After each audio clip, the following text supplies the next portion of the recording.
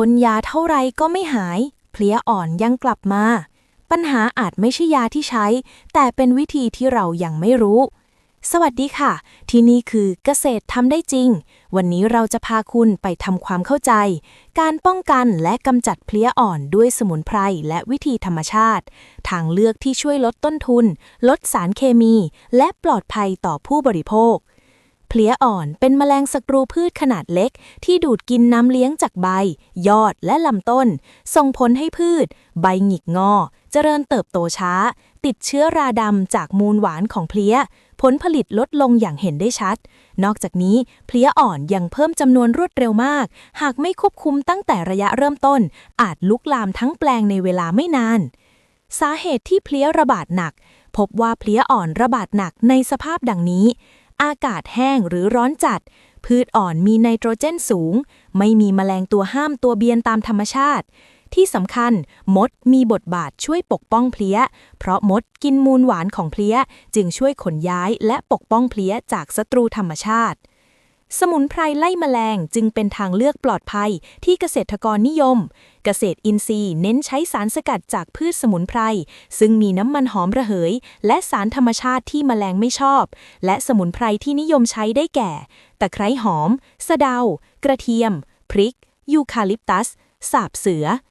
สารจากพืชเหล่านี้จะช่วยไล่แมลงรบกวนระบบประสาทแมลงลดการวางไข่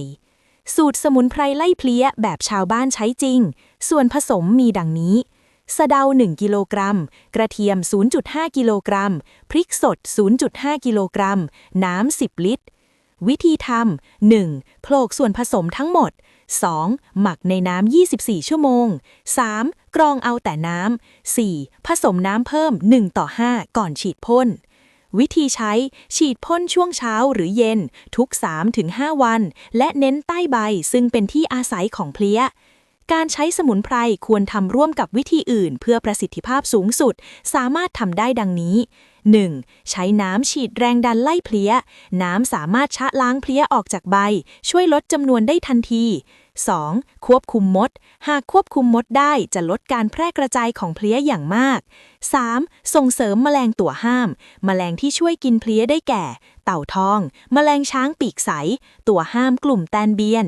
4. ปลูกพืชหลากหลายช่วยดึงดูดแมลงที่เป็นประโยชน์และลดการระบาดแบบวงกว้างเปรียบเทียบการใช้สารเคมีและสมุนไพรคือสารเคมีต้นทุนสูงมีความเสี่ยงผลกระทบต่อสิ่งแวดล้อมคือมีสารเคมีสะสมในดิน